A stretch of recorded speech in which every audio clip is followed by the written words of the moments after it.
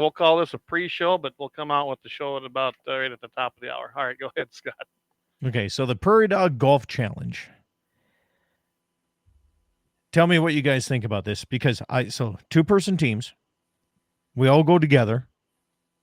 You get 3 clubs between 2 people. As many beers as you want. Okay.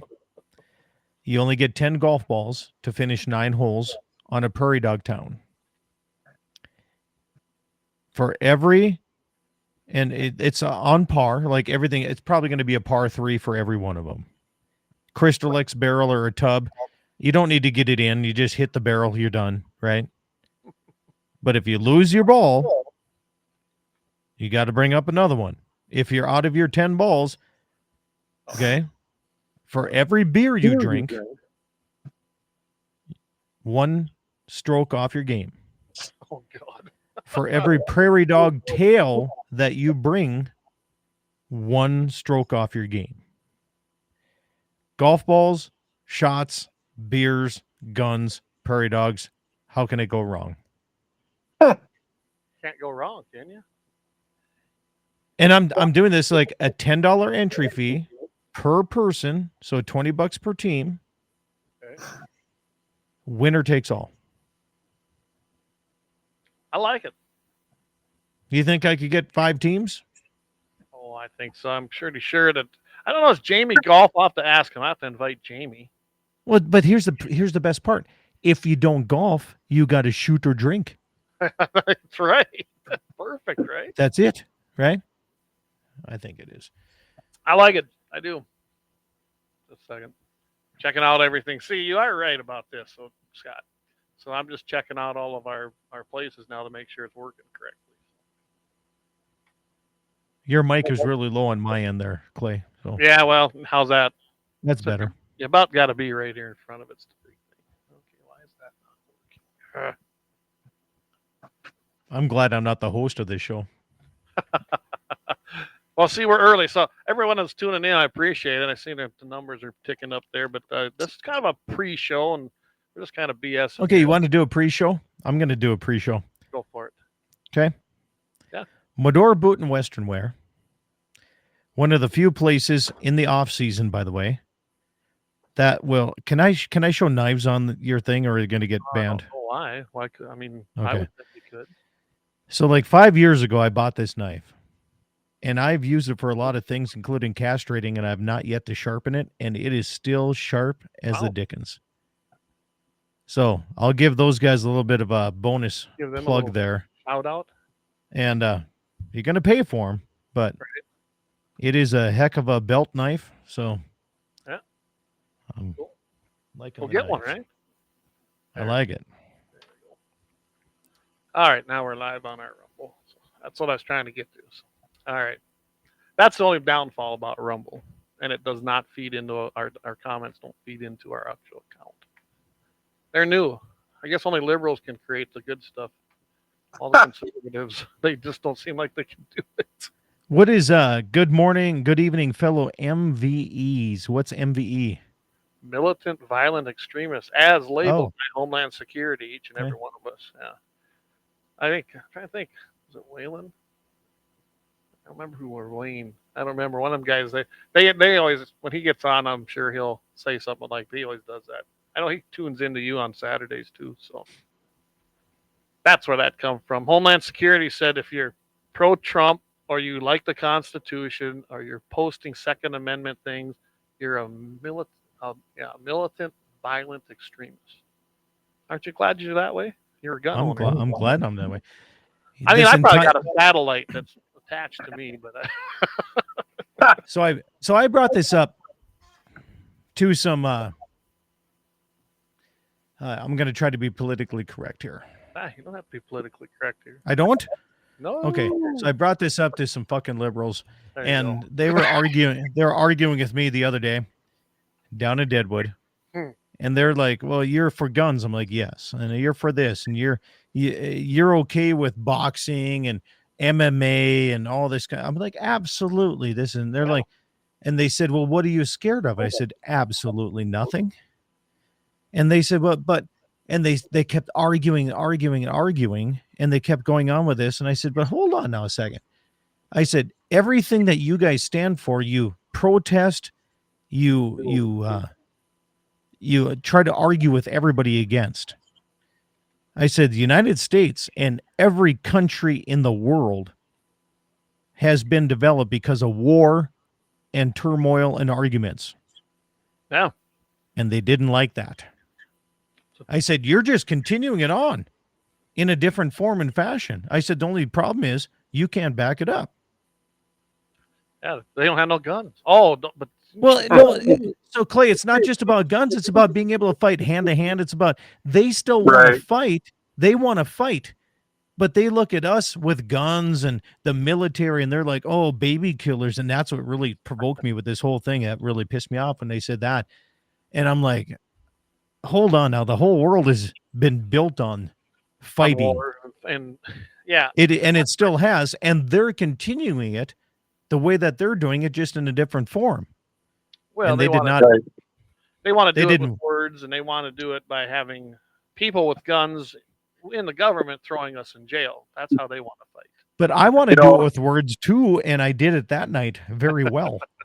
You can take the guns away, and if you want to kill somebody, you're going to find a way to kill them. Absolutely, that's hands being down. proven right now.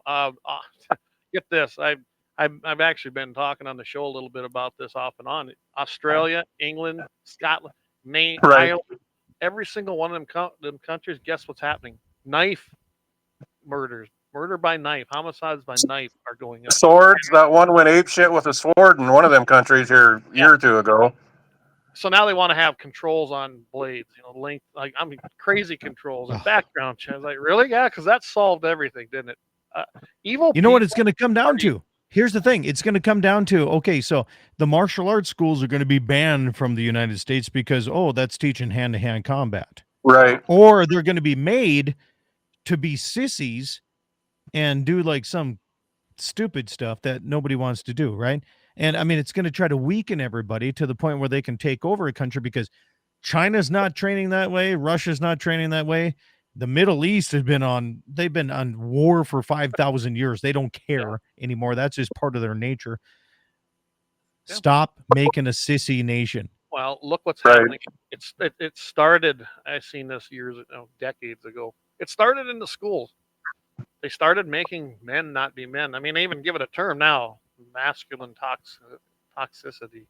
Really? Good. I got a lot of that. I'm okay with that. I teach my boys to be that way too. Clay, I had this conversation the other day. I don't think it started in the schools.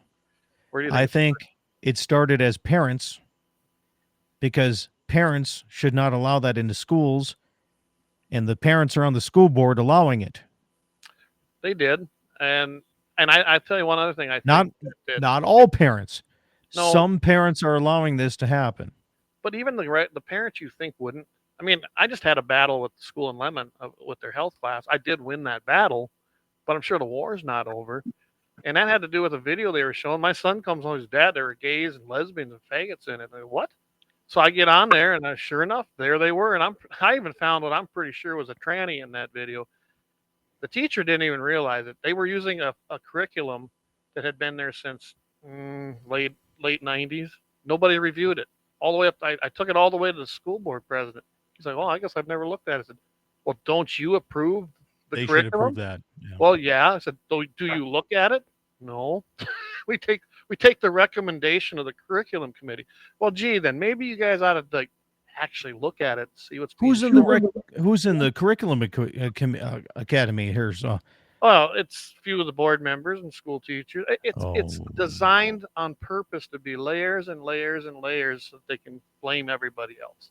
The other part to that equation is your college professors are all doing the exact same damn thing. Absolutely, they are on a higher level, right? And that's where all your protests and all that bullshit is coming from. Is from those professors, brainwashing those kids.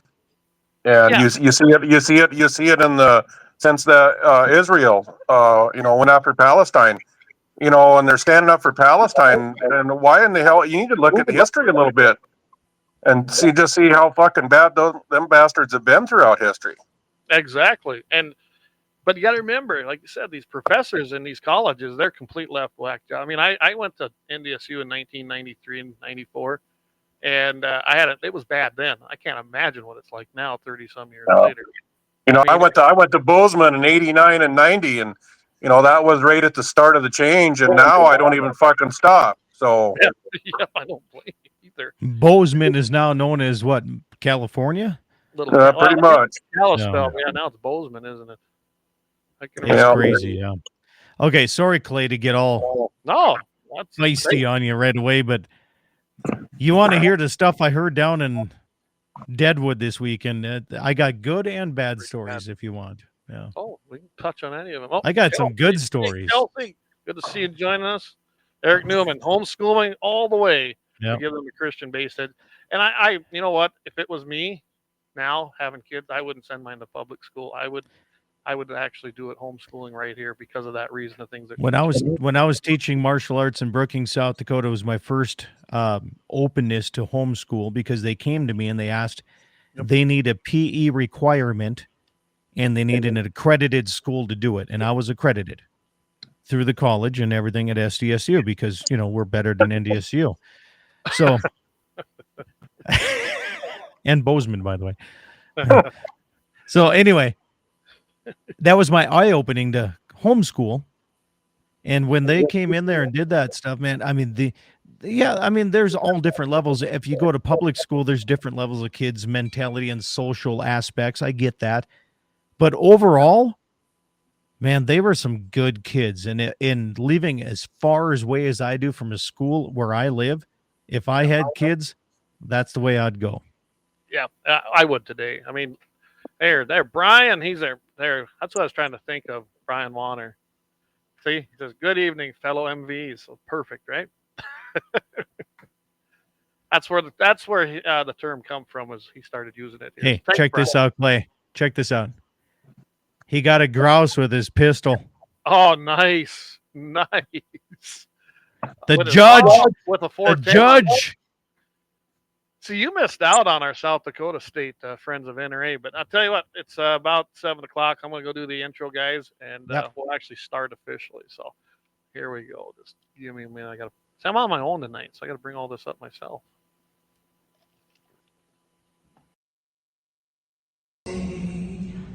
Can you see that the dawn's early light was so proudly we had the twilight's last gleaming, whose broad stripes and bright stars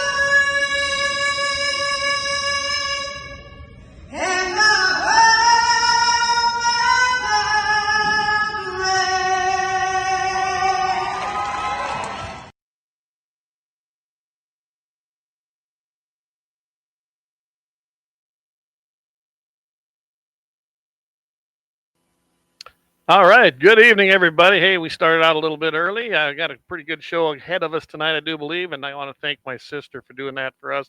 She sang that down at the Black Hill Stock Show.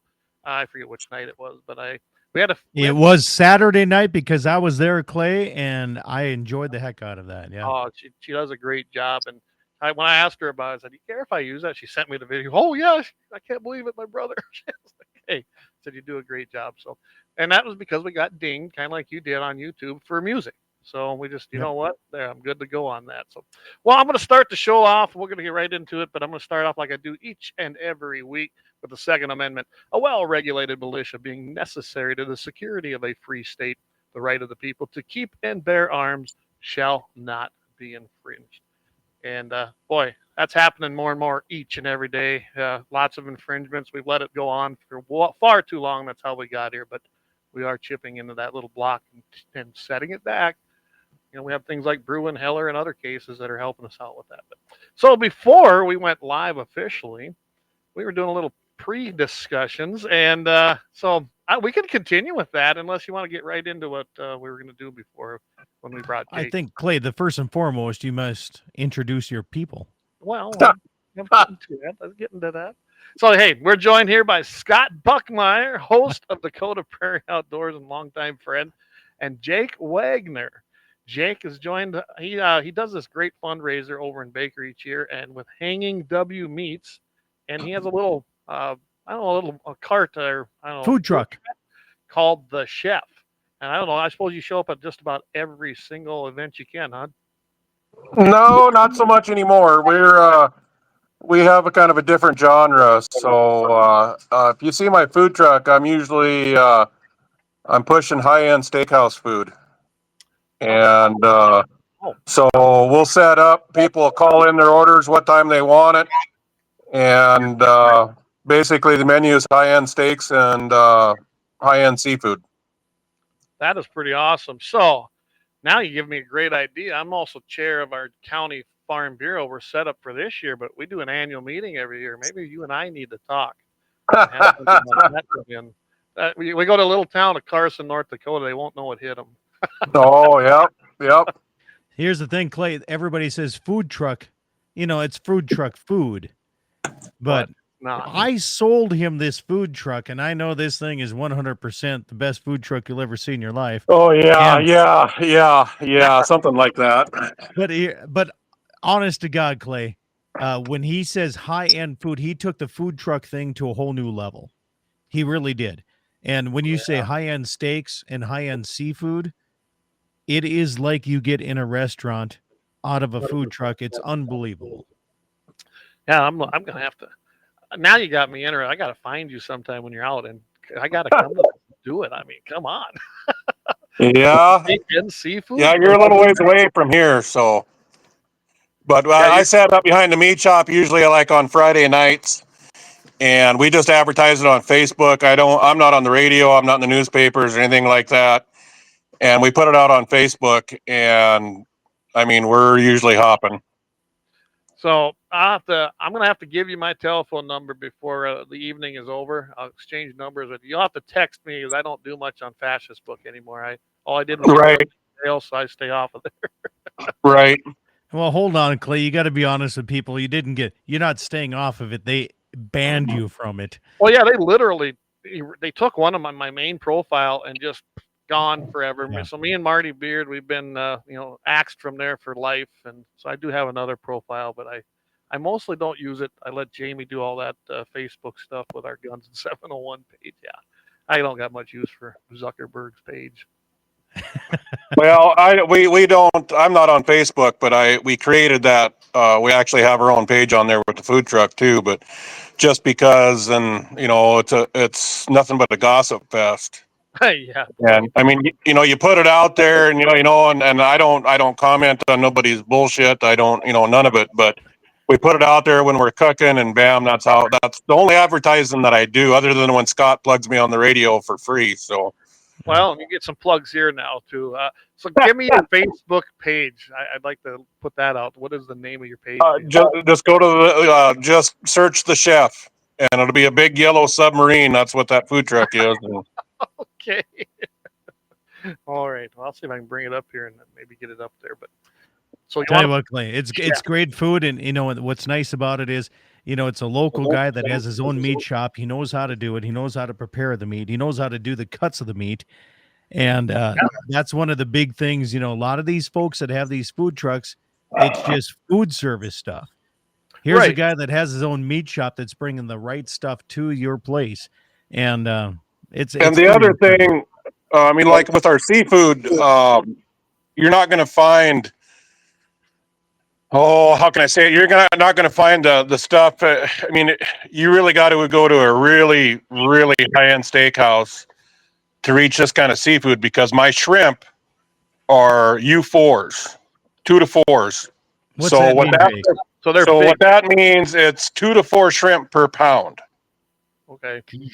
So, yeah, they're as big as my hand. And then you actually need a steak knife to eat them, and you get 3 of them to an order. Wow. We do deep fried lobsters. That's another thing you don't see anywhere. And once you try it, it's the only way you'll eat lobster. I guarantee it. Well, I can't eat lobster. I unfortunately have a seafood allergy, but I can eat shrimp. Go figure. That's it. Really? Yeah. And basically, when I went and got that checked out, they said, well, it's got to be like an iodine level thing. Yeah, I can't eat crab. I can't eat lobster. Can't eat anything good. So, but. And then my steaks are they're top notch. I mean, my ribeyes will usually go in that 22, 24 ounce range. High end. And I mean, you go to a restaurant in this day and age and you order a steak, odds are you're getting select or no roll, because it's the cheapest shit out there, and that's what they serve. And they charge you high end prices. Where I'm on the other end, I've got high end steaks and I'm charging the same price. Well, then that's a no brainer, isn't it? Pretty much. It's funny watching these comments. They're like, I'm into this. I want lobster. Yeah. I'm not kidding a bit. Yeah. And I love seafood, and lobster is not probably one of my favorites, but it's when you deep fry a lobster, you bread them and deep fry them. Everybody that's had it, that's the only thing they order. And I mean, I scarf one down usually every time I cook. So, and a couple of shrimp and a steak, and yeah, that's why I'm so fat. Hey, everybody says we should get in shape. Round is a shape. Yeah, right. Yeah, Kelsey Glazer says them is prawns, brother. They're a little past the prawn stage. Yeah, they're big. I mean, it's just and they're stupid good too. And the thing with shrimp, so when you're buying seafood, the bigger you go in size, the cheaper it gets. Really? Yeah. So, do you order that in? I know there's a place out of Rapid City that they gets about as fresh as you can get it. 'Cause I think they fly it in and then it comes through Sioux Falls. But where do you get yours at? Mine comes out of Billings. It's a similar kind of a place. It's Seafood of the World, and I mean you can. Yeah, it's if you got an account, it's easier. But I mean, Joe Blow can walk in there and buy stuff, but you're going to be paying more for it. Yeah, but it's basically probably the same thing you got in Rapid, I'm sure. Yeah, I've actually ordered stuff when we still have the cabin on the lake, Scott. So once in a while we get together and do a shrimp boil or something. Here's the thing, though. You have a cabin on Shade Hill. I doubt you have lobster and shrimp in there. And if you do have shrimp, it's not anything like the size of his hand. No, it's not coming. It's not like that. And it's definitely not coming out of the lake. So okay, I used to be a part of a cabin in Shade Hill too. You know, don't dig on him too hard. I'm going to dig on him. There's no lobster in Shade Hill, I'll tell you that. And I've never seen him catch a walleye the size of your hand, so it doesn't matter. Oh, no, I have done that. Gene says, in other news, gout is spiking in eastern Montana. Right. I have that affliction as well, so I got to be real careful what I eat. Okay, so hold on now. I see one. It says, send me the link for this guy. And Jake, how do people get in touch with you? Because whether you want the food truck or you want to just order something, but they also have to remember you have a meat locker, and what I really recommend, or I commend you about this, is during elk and deer season, you close it down from beef and you just do wild game. And then you just, after the wild game season is done, you go back to beef. and you help those guys out. That's on the custom side, yes. Custom beef and hogs. I have retail all the time. Yeah. But the custom beef and hogs, yeah, I shut them off for hunting season. Yes, about 2 months. Okay. Yep, there you go. That help them out, and yeah, there's I do all my own as far as my deer and stuff here, but a lot of people don't, and it's getting harder and harder to find somebody that'll do it. I notice a lot of butcher shops don't even want to do it anymore. No, it's a pain in the ass. Yeah, it used to be you made a lot of money during hunting season. Now it's just a pain in the ass. So, Jake, let me ask you this. What do you think about CWD rules between North and South Dakota and Montana where you're at? It's all bullshit. I agree. Absolutely. That's been around for eons, and now they're just making a stink out of it. No different than a lot of the other diseases that are out there. I mean, that's been around forever. Yes, it is, and it's about money. Follow the money. Right, and look at Wisconsin. What they did, they tried to exterminate their deer. Well, so I think Minnesota too. I think they're trying to do that right here in 3F2 in North Dakota, because there is not the deer to support the tags that they allowed again. And they've been doing that the last 3 years, and it's just insane, which is causing a lot of issues when they do that. You get landowner issues, landowner-hunter issues, because we get flooded down here.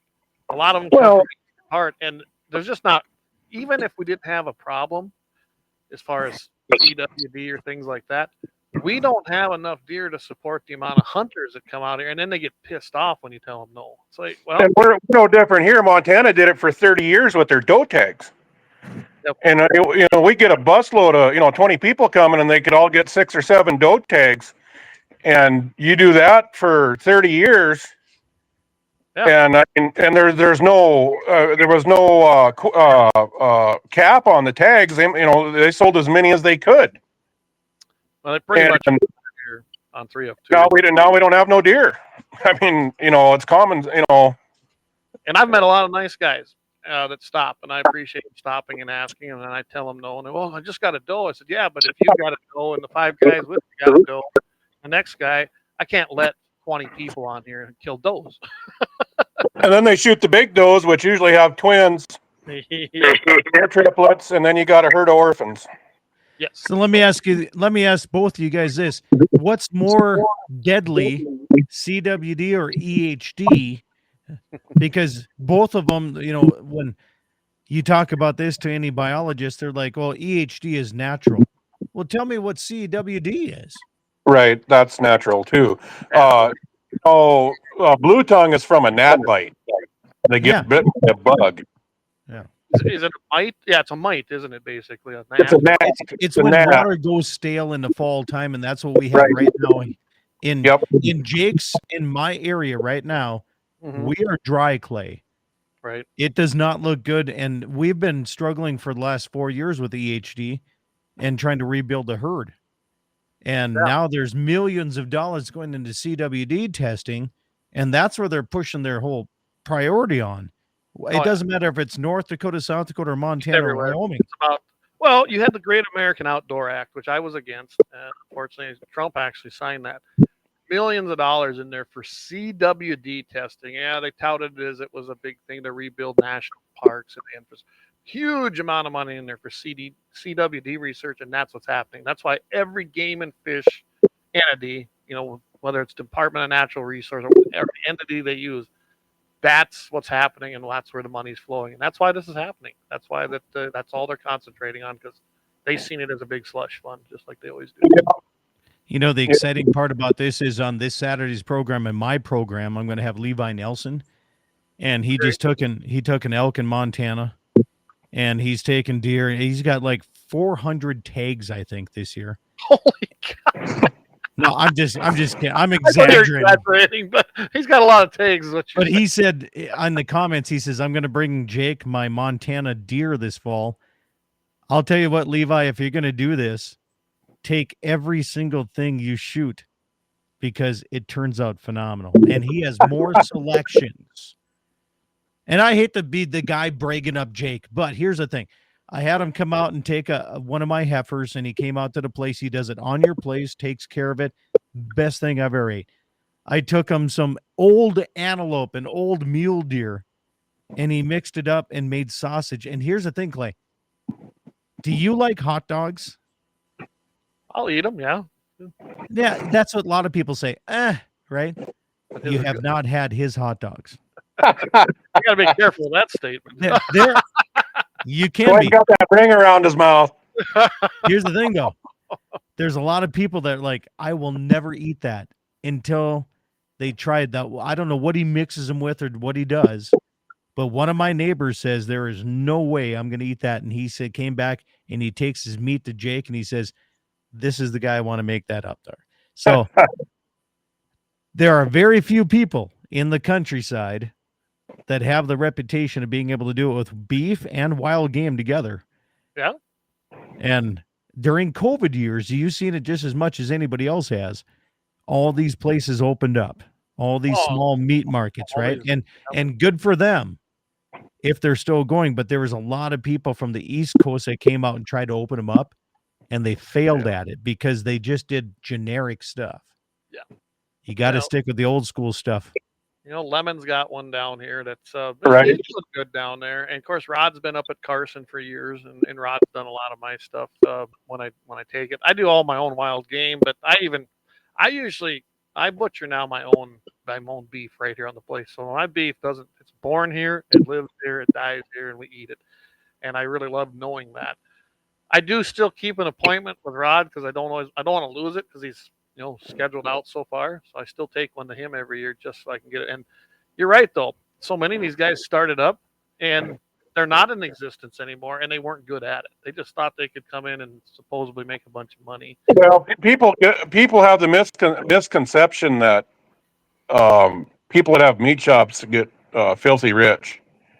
Yeah. Honestly, I mean, that's a true statement. And you don't get filthy rich, and it tears your body up. And they're not prepared for it. And so, when COVID was going on, that's the busiest I've seen it in 30 years. And I've been doing this my entire life. I was a head cutter in a federal plant. I worked state and custom, Dakota Pack and Hettinger. I worked there for a long time. I worked grocery store, wild game. I've done it all. And so then COVID hit and everybody got, all of a sudden it was nuts. And then all these plants started firing up. Well, then the government came out and started giving all these grants to people wanting to do this. Yes, they did.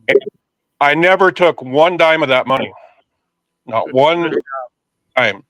And everybody said, well, why not? It's free money. Why not? It's free money. Well, where in the hell was the government at 30 years ago when all these places were going belly up? Yeah, no kidding. And there's no such thing as free money anyway. It never right. And that's the other thing I said. They might tell you it's free, but sometime, somewhere, someday, they're going to come knocking on your door. There's always strings generally, and it's bullshit. I don't take no money here either. Never have, never will.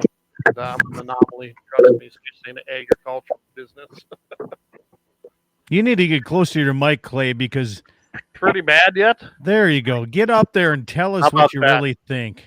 I don't take any federal money. Okay. And I'm proud of that. I don't have the newest, latest, greatest stuff, but we own it all, and I don't answer to nobody, and I don't have to do what they want. And that's what I like about that. The same thing with what you're talking about. If the money is coming from the feds, they don't have any money. They take it from other people. There's going to be parameters. There's going to be strings, and you got to watch out and see what those are, as far as I'm concerned. But all right, so moving on. I guess I want to get down to what you do, but I want to take a quick time out and pay some bills. We actually have sponsors, and we probably should say hi. I thought you said you didn't take any money from the feds. So, gee, you sound like a lib now, trying to just mix the words and yeah. I own a gun. I own a gun for protection. I own a gun, yeah. All right, guys, we're gonna take a quick time out, and we'll be right back. Let's talk about a fundraiser you do over there, Jake. Scott keeps telling me about it, and I have other things I want to talk about. So get after it. All right.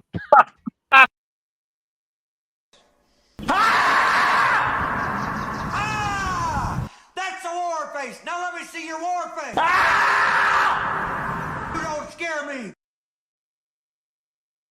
Lauer Auto Repair, located at 309 South Washington Street in Bismarck, North Dakota. Give them a call at 701-258-6308. The team of mechanics at Lauer Auto can take care of any problem your vehicle is having. And when you do business with Lauer, you can be assured you're doing business with a pro Second Amendment America First repair shop. There are plenty of other auto repair shops in the Bismarck-Mandan area. But why take a chance at patronizing a shop that might not have your beliefs at heart? Make no mistake. Lauer Auto is your pro Second Amendment repair shop. When you talk to the guys at Lauer Auto, don't forget to tell them that you heard they are a sponsor of Guns and the 701 and that you appreciate their support of our pro Second Amendment, pro North Dakota live stream and podcast. That's Lauer Auto Repair, 701-258-6308. 701-258-6308. Located 309 South Washington Street in Bismarck, North Dakota. Experience the exhilaration of power in your hands at Bloodline Kinetics. Why Cerakote? Simply, it aids in firearm preservation while also giving your piece a unique look. Barrel threading, NFA laser engraving, bolt handle threading, mount, level, and bore, sight scope chamber rebarreling, and much more. Bloodline Kinetics is meant to reflect a long American lineage in gun ownership, who stand for the Second Amendment rights, Bloodline, and the science behind gun accuracy. Kinetics. To some, it's just a constitutional right that can go away. To us, it's in our American bloodline, and we believe it should stay that way. Here at Bloodline Kinetics, we understand that hunters, sportsmen, women, and gun owners should have a quality firearm. Stop and see us at 2008 Morrison Avenue 2 in Bismarck, North Dakota, 58504, Monday through Friday, 8 a.m. to 5 p.m. Call 701-390-7997. Visit our website, bloodlinekinetics.com. All right, we're back, everybody. So, in the break here, Scott, evidently the comments are coming in on our deal. So the comments they're coming in that you see that are extra, guys, are from his live stream. So just so you know that's where those are coming from. I see your answer. You answered to your wife too. I did, yeah. And Eric, you're right. He says, "Yeah, Clay, you say you don't answer to anyone." Well, he says, "I see you around your wife. You answer to her." Well, I do. So here's the best thing: I own a gun, but it's vegan. But it's vegan. That's got to be Kelsey. It is Kelsey. Kelsey, I am going to steal that everywhere I go. That sounds like a T-shirt idea, don't it? Well, here, you want a T-shirt idea? Give your balls no, it's give your balls a tug. Okay. It's a letter Kenny thing. So, before you get into Jake and what he does for the wild game feed in Baker, which is phenomenal, by the way, one of the biggest auctions I do, and I do Trinity, I do University of Mary, which raises a lot, but I will not miss the Baker wild game feed. Before we get into that, I raise 100% grass-fed beef. And anybody that raises cattle need to start doing that, is recommending that to all vegans and vegetarians out there. They're like, oh, we're plant-based. We are plant-based beef. 100%, always have been, always originally. That's what we need to market. Well, mine are grass-fed too all summer. And then I fatten them on corn. I like that, and I'm never changing that. Hey, but it's still plants that you're fattening up with. Plant. That's right. We're plant-based, right? It is plant. We are the original plant-based beef originators. Perfect. You want the Wonder Burger? It's been here forever. Yeah. What's that? I'm not even going to mention the name, but it's the fake meat stuff, and I can't believe people even buy that. What's it even called? I don't even remember. Fake burger. That's what they should call it. Beyond Beef, isn't it? Isn't that what they call it? Yeah, I think that was one of them. And you don't hear much about that anymore. Evidently, it didn't sell real well. It's probably bad for you. Well, hey, you look at the ingredients. That's some nasty stuff. All the ingredients on there. We don't want testosterone or hormones, but we'll have chemicals in our meat to make it taste like beef in our plants. Yeah, and it don't taste like beef. Hey, I've never tried one, and I don't plan to. Best gun raffle and auction in the world, and they have the best auctioneer. That you got to go. Oh, okay. So, Jake, I'm sure that's just go, right? I knew where you were going with it, but I kept my mouth shut. So, I got to say, I listened to Scott. At least I tried to on Saturday. If just in case you didn't hear Scott in our video there, did you hear we had Dakota Prairie Outdoors on North Dakota's youth? I did. I seen that little clip. I appreciate that. We had that going. Like, oh, we got to listen to this. And now we're gutting deer and having some fun. And by the way, that was a great time. Take a young person out like that. She dropped it at 206 yards. And we had a blast. So, getting now back to what you do, Jake. So you have a big fundraiser over there, and I've heard Scott have you on the show, and some of the guns you get are just amazing. And I know you searched long and hard for them. So give us a rundown as to what you do, and of course we'll get the dates, and let's get the word out some more on that. okay. So we're a nonprofit, and basically we are a nonprofit that helps other nonprofits in need. So and then Scott reiterated some of this earlier, but so we try to focus on youth groups. We always try to have one or two youth groups involved. First responders, churches, historical societies, things of that nature.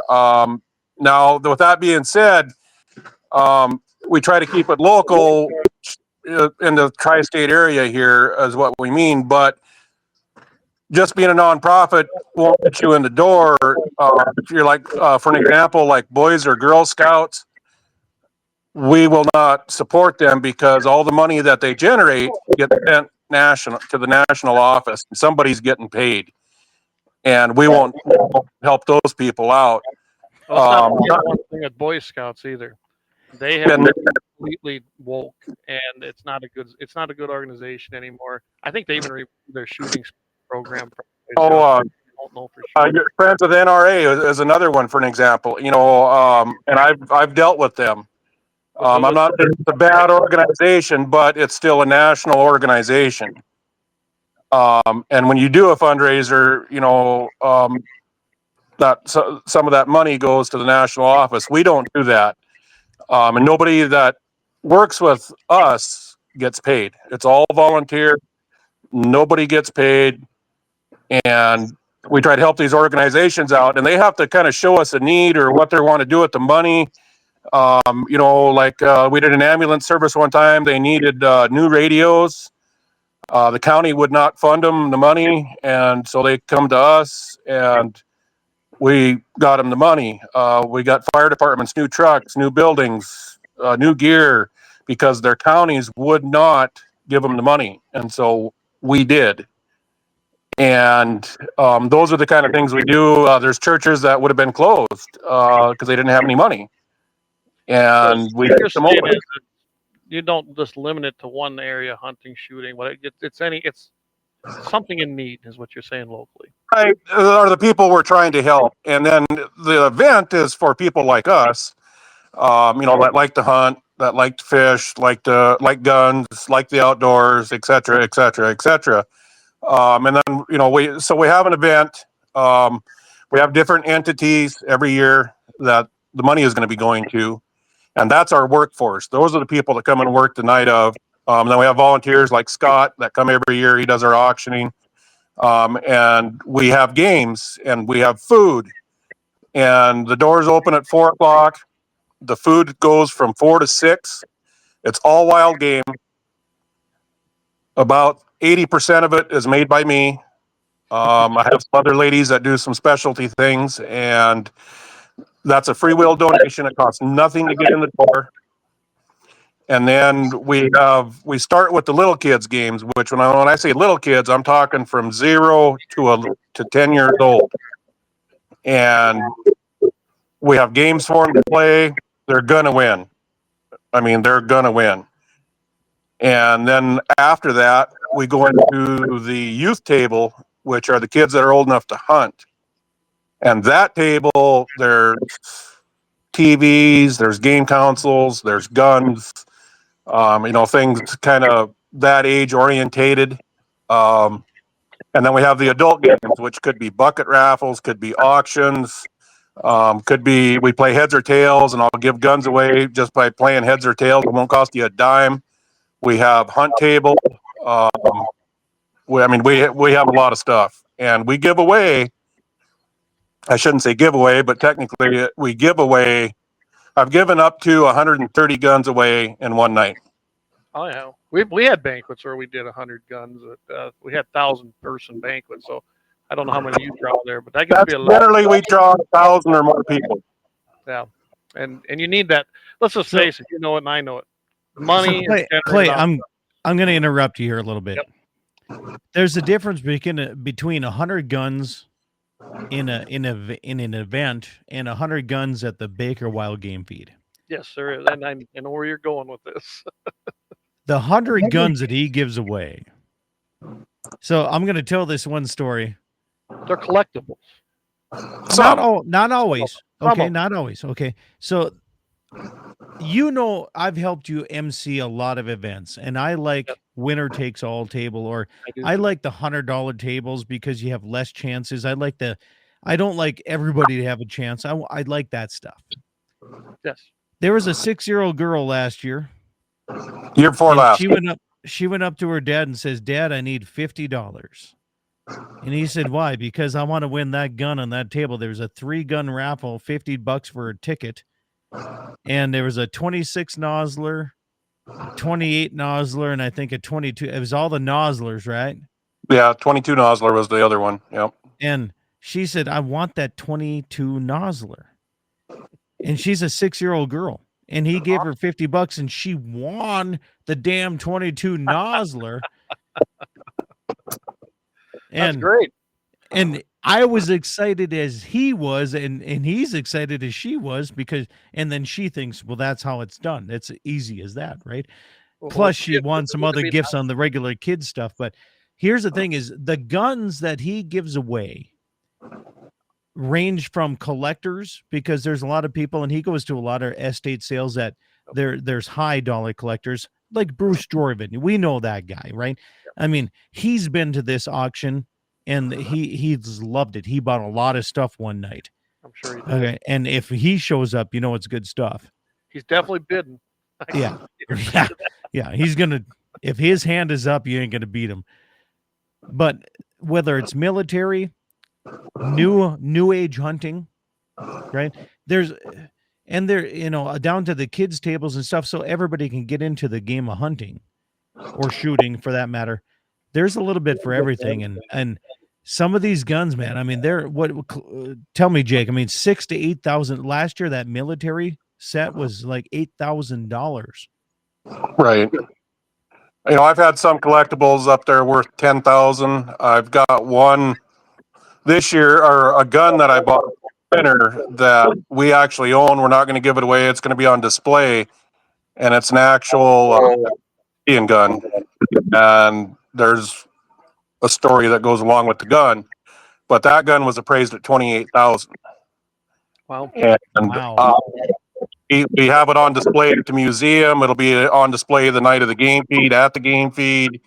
And then there's some other stuff that I'm going to try, historical artifacts that are guns that we're going to try to buy, one a year if we can. Some of those, you get into some of those, like Sitting Bull's pistol, for example. I think the reserve bid on it's $75,000. Yeah. I remember hearing about this on your show, Scott, when you had Jake on, and some of the guns you guys bring in. It's just phenomenal. And you know what we need to do? We need to have Jordan bring down his Gatling gun and set it up for display just for fun. I will have one of those one year. I will have one of those. Well, Bruce on is some Civil War artifacts. I'd love to have a cannon. I'd love to have a Gatling gun. There's no paperwork on a Gatling gun. You don't have to do paperwork. No, I knew that already. And you're right. The Gatling is cool. A lot of times, if Bruce really believes in what you're doing, he'll let you auction off so many rounds if you got a place to set it up the next day, and whoever bids on that, then they can go shoot it. So, right. Yeah, it was a lot of fun. We had it out at my place the one year, and it is cool looking. It's a conversation piece when it's sitting there. Right. You know, other November historic 9th. November 9th Yep. is the day. Everybody listening, Clay, you know, Jamie, I was like, oh, that's opening deer season in North Dakota. It's 16 goddamn days. Get your ass down there. I'll have to put someone else on patrol here then, huh? Hey, your wife is meaner than you. Just get after it. She can be. You know, that's the bad thing is we got to say that we have to put people on patrol on private land. Oh, I know. That's such a sad thing that we got to say that because Jake's in Montana where everything's assumed posted and you just paint your corner post purple or whatever it is. And South Dakota is assumed posted. And we're sitting here on the North Dakota side, the tri-state area, still fighting this. Absolutely. And I don't know if you need to take a break or not, but I have some things that I would like to bring up. But even though we're that way, you still have to patrol here as well. Yeah, I can see that. We have the same issue. That's true, but I can tell you it's a lot worse. Right. I've been to North Dakota. I know, but we still have those same issues as well. It's not, you can't just walk away from it.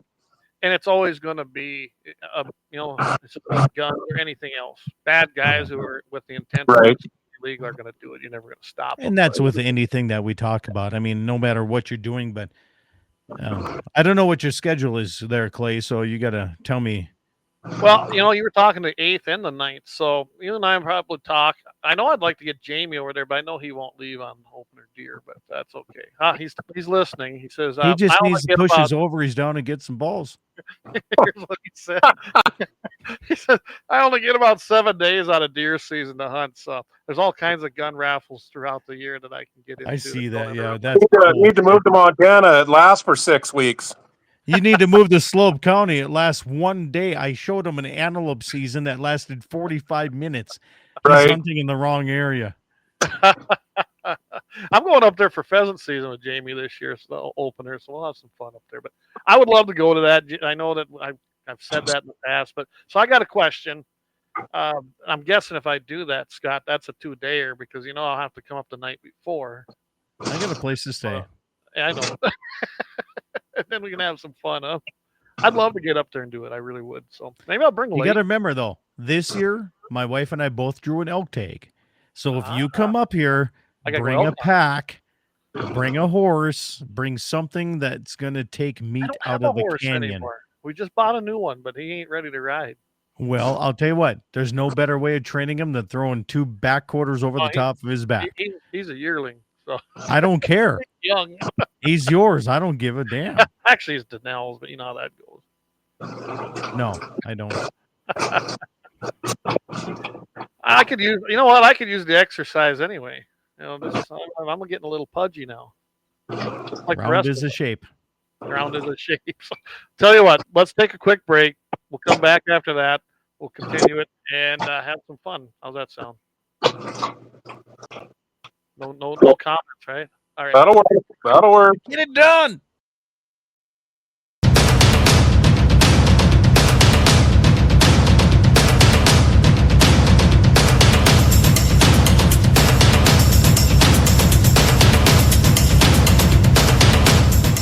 LAUER Auto Repair, located at 309 South Washington Street in Bismarck, North Dakota. Give them a call at 701-258-6308. The team of mechanics at LAUER Auto can take care of any problem your vehicle is having. And when you do business with LAUER, you can be assured you're doing business with a pro Second Amendment America First repair shop. There are plenty of other auto repair shops in the Bismarck-Mandan area. But why take a chance at patronizing a shop that might not have your beliefs at heart? Make no mistake.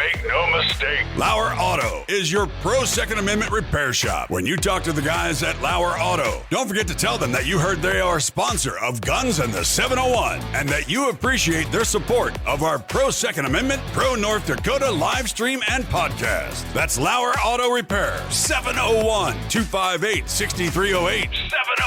701-258-6308. Located 309 South Washington Street in Bismarck, North Dakota. Experience the exhilaration of power in your hands at Bloodline Kinetics. Why Cerakote? Simply, it aids in firearm preservation while also giving your piece a unique look. Barrel threading, NFA laser engraving, bolt handle threading, mount, level, and bore, sight scope chamber, rebarreling, and much more. Bloodline Kinetics is meant to reflect a long American lineage in gun ownership, who stand for the Second Amendment rights, Bloodline, and the science behind gun accuracy. Kinetics. To some, it's just a constitutional right that can go away. To us, it's in our American bloodline, and we believe it should stay that way. Here at Bloodline Kinetics, we understand that hunters, sportsmen, women, and gun owners should have a quality firearm. Stop and see us at 2008 Morrison Avenue 2 in Bismarck, North Dakota, 58504, Monday through Friday, 8 a.m. to 5 p.m. Call 701-390-7997. Visit our website, bloodlinekinetics.com. Ever tried catching a fish with your bare hands or hunting a deer with a stick? Don't be that guy. At Mandan Sporting Goods, we've got all the hunting and camping gear you need. We're your one-stop shop for outdoor adventure. A well-regulated militia being necessary to the security of a free state, the right of the people to keep and bear arms shall not be infringed. Check us out at mandansportinggoods.com, or better yet, stop in to 210 East Main Street, Mandan, North Dakota. Mandan Sporting Goods, where the outdoors meets functionality. Store hours, Monday through Saturday, 9 a.m. to 6 p.m. Closed Sunday. Take up arms at Mandan Sporting Goods. Your adventure starts here. Looking for the best gun gear for every and any situation? Little Angry Man Arms LLC has you covered. Top-notch guns from top-name brands like Winchester, Glock, Sig Sauer, and Ruger to essential extras from Magpul, Streamlight, Hollow, Sun Optics, and more. Little Angry Man Arms LLC have everything to make your shooting adventures a success. Visit littleangrymanarms.com today and gear up for your next big hunt, competition, or home defense. Don't miss out on our exclusive deals. Little Angry Man Arms LLC, based in Trail City, South Dakota, your ultimate hunting partner.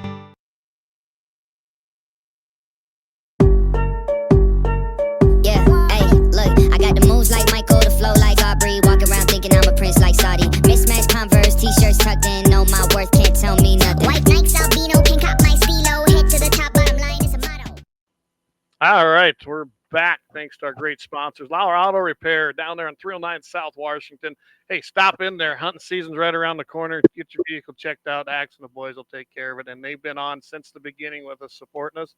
And I can't think of a better place to go to than Lauer Auto Repair, where you know your money is going to a pro gun, pro Second Amendment, and freedom loving shop. So go there, check them out at 309 South Washington Street. All right. So we were talking about a few of the guns there. So what do you serve for food here? I got to ask that question. I don't know what that matters, but hey, I said I'd ask. It depends on what I can get my hands on. I do several different types of rope sausage. We have, that's every year. I have German sausage, Polish sausage, country sausage. We have deer stir fry, antelope stroganoff, moose spaghetti, buffalo meatballs, mountain lion baked beans, bear chili. If I got bighorn sheep, I'll have bighorn sheep chili. Porcupine? I just got to ask porcupine. Nope. Elk enchiladas. Okay.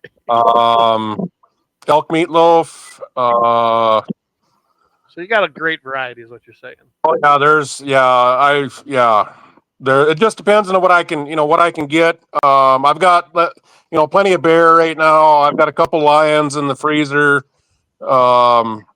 We usually have elk, deer, antelope, moose. If one of my group, if we can keep getting lucky enough to draw tags, we stretch it out. I stretched the bull that I shot out, I think, for 6 years. And then we got another one last year, right when mine ran out. So we try to keep moose there, which moose is my personal favorite. Mountain goat, I've had that. I've had exotic rams. I've had wild boar. I've had yak. Any gator? You ever had gator? No, I kind of stay away from the fish part, gator. I know gator's not fish, but I kind of stay away from that kind of aspect. I'd love to get some African stuff, but that's pretty tough. I suppose people can donate to you meat if they want to. I'm pretty picky. I just won't take it. I own a meat shop, and I've seen all the everything come through the door. So I'm a little particular in what I'll take. And like the people around here that run Lions, Fish and Game, they know what I do too. And I got 2 Lions last year, one from Fish and Game and one from a hunter. And Lions are good eats. They are really good eats. I've been told that. I've never had the opportunity, but I've been told that mountain lion's delicious. So it's lighter than pheasant. Yeah, really. And so when you get into the meat world, the lighter it is, the better it is. And the only thing I can think of off the top of my head that's lighter than lion is mountain goat. Really? That's another thing I've never had the opportunity. But very good. All them horror stories you hear about mountain goats, it's bullshit. Okay. Lynette says gator tastes like white fish. I don't know. I've had a lot of gator, but I've had gator several times. It's always deep fried most of the time where I go. That's what they do down there, I guess. And it's good. I mean, I can't say it's been bad when we've had. Right. I think that it all just depends on the age of the gator. I think from what I've encountered with it, but and that's no different than elk or anything else. If you shoot a 15-year-old elk, well, it's going to be boot leather. Yeah. I've noticed when we take the younger gators where we go, they're always much better. Just like anything. The older it is, the tougher it probably gets. Right. So I was just curious. And then I noticed. Did you say something to Game and Fish? Did them donate a lion or had a lion they got for you? Yeah. Confiscated one, and one of the girls knew that what we do, and so she had the game and get a hold of me. Makes you wonder if they'd do that here, huh, Scott? If any of our Game and Fish outfits would do something like that? No. I don't think they would either. No. You mean I've been from them. I've gotten lion from them. They've tried to give me some other stuff that I wouldn't take because I knew the story behind it, and I didn't. Was that the one under the porch in Baker? Was that one? Yeah, kind of, sort of, yeah. Yeah, I know the story of that one. So, anyway. Well, how long does this generally run to in the evening? Okay, so here's a good thing. Clay, I'm glad you brought this up because Jamie, he spouts off saying that I'm not saying a gun raffle isn't awesome, but deer season is just more important to me at the ranch. Well, you can't hunt deer at night. Legally. Yeah, okay, legally. So get your ass down there and join us because Wayne Muth goes to Medora. He comes in that night, and then he hunts the next day, and then he comes down to Baker. And I talked him into it, and he's like, Scott, that's a long ways to go. And he came to Baker, and he's like, I'm never going to miss another one of these. Plus, he won 3 guns. Okay, that helps. What happens when somebody does go to it. That's usually the effect. People plan their vacations, their hunting trips around this. I get people from all over the nation that just totally revamp their hunting agenda to make it work to be here for it. And you'll see that, especially if it's a good one. I mean, we saw that. Remember, when we was in Lemon, Scranton was the same thing. Guys were coming out, and they made sure they did not miss that event because it was so much fun, and that's part of it too. Belfield is another one. You see a lot of people. That they get a lot of people that plan for it every year. I know there's folks from here that they haven't missed one in 20 years that I know of. Wow. And and I have people that come to mind the same kind of thing. And then some of these people that, like from the Belfield event that have come to my event, all of a sudden they're copycatting a lot of the stuff we're doing. Right. Yeah, they are, because I'm the auctioneer at that one too, Jake. So yeah, I can see that. Right. Except they did not bring the bras out. Okay. Bras. I'm telling you, bras. Clay, you want to have fun. You want to have a good time in an area that's not PC, and you don't have to worry about what you say. Well, I would love to come. I told Jake years ago, I said, one of the events that I do for the Bismarck Cancer Society, I do two events each year for them. One is Bucks for Bras, and one is Boxers and Beers. And coming up here in October, I'm going to have the Bucks for Bras, and all these ladies come out with bras decorated up. And I said, you know what, you should do this and sell the bras and have a little fun. And last year he did it, and he made Jesse Flath model every one of them. Oh God! And I'll tell you this, Jesse fit into every one of them, except I learned what an A cup was, and so did Jesse, and he didn't fit into that. Well, you know, if I do make it up there, which I'd love to come up, and I would love to help you guys out and even help you out on the auction, because that's what I help you with. The reason I do it when we do it, we've always had it on that weekend, and so back when this started 20 years ago, I gave away one gun. It was a way for me to get rid of my wild game, because everybody in my family hunted, and I'm sitting there going, what in the hell am I going to do with all this shit? And that's how it started. And the reason we've kept it during the time of the year is, if you win a gun and you're from North Dakota, or you're from Canada, or you're from South Dakota, you can take that gun and you can go hunt with it that year. Yeah, well, that's a good point. And so, you know, and not everything we have is collectibles, not everything's, guaranteed war, memorabilia. Yes, I do have that stuff, and it's, a lot of that's hard to find, and I have different things every year, but from a hunting caliber standpoint, I've had about every caliber in the world in my hands. Yeah. Awesome. So I got another question.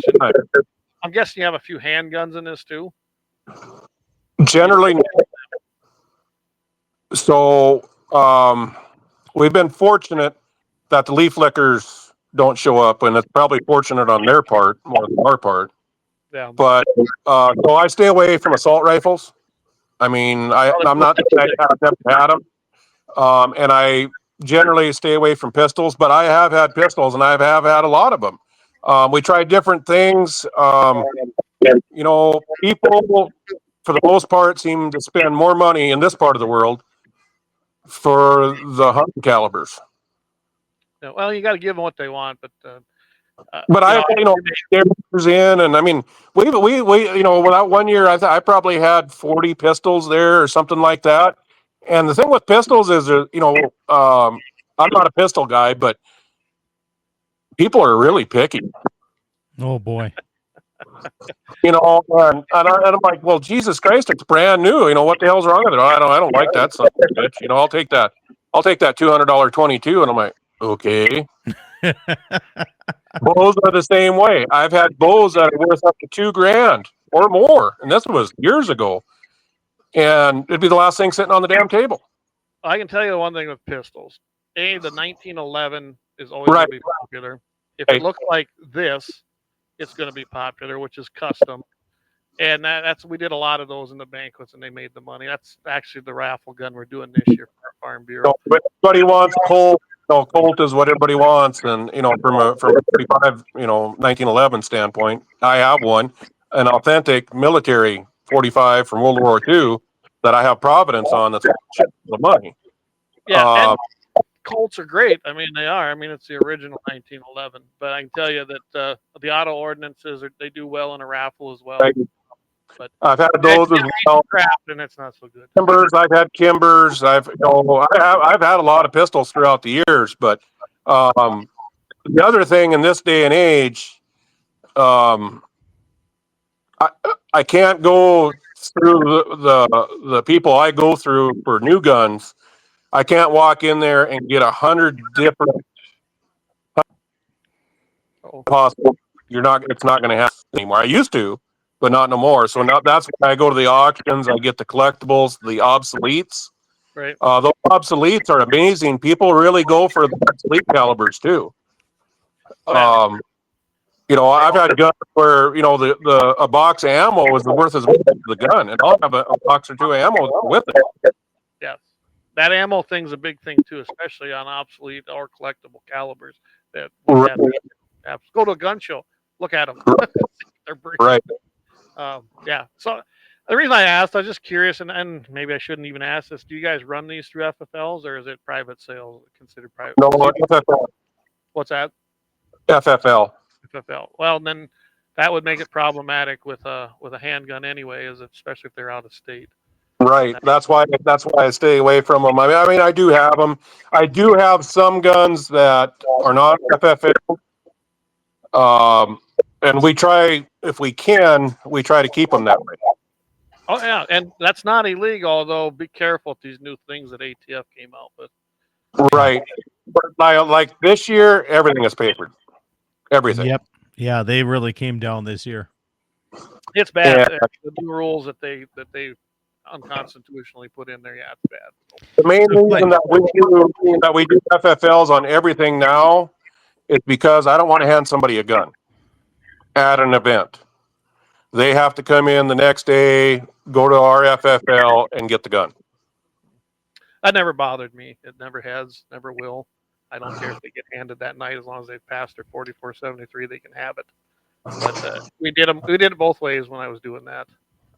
If you have a concealed, the odds are you'll walk out with it that night. But if you don't, you're going to have to go to the FFL the next day and get it done that way. Yeah, and I mean, a lot of times it was up to the FFL dealer whether they wanted to do that many transfers in a night too. Right. But they're local guys, Clay. They do just a heck of a job. They really do.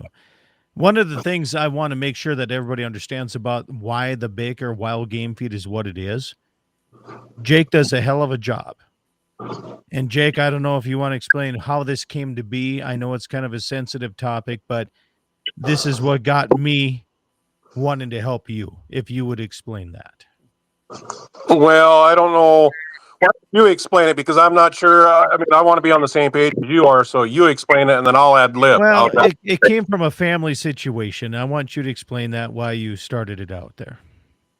Well, originally, like I said before, I owned a bar, and everybody in my family wanted to get every tag they could and hunt everything they could, and I've got all this wild game, and I'm like, there's no way we can eat all this, so I decided to have a wild game feed. Well, if we have a feed, we better give a gun away, so that's what we did. Right. There's more to it, though.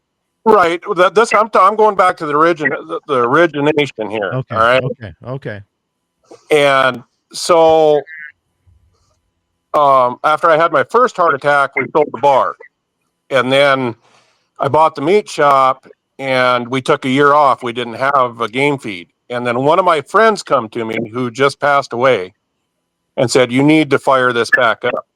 And I'm like, well, I ain't going to have it at the damn meat shop, and what the hell am I going to, So we went and we had it at the American Legion. And so one of the things when we were doing this, and so they wanted me to start making it bigger. And I'm like, well, I'll see what I can do. So I went and talked to the guy I got the guns from and explained to him what I wanted to do. And he basically bankrolled me. And so that year, I think I went up to 27 guns, which, from an event standpoint, that ain't much, yada, yada, yada. But my ass is on the line for that money. And if it flops, it's on me. Yeah. So we ran it at the American Legion. It was a success. And then after that year, we moved out to the fairgrounds and went into the exhibit hall, and we went bigger again. And then it got to the point where I couldn't do it. It was just me and my wife. And it was to the point that her and I could not do everything. And so then we got a committee, and so we could delegate responsibilities, and it just kept getting bigger. And then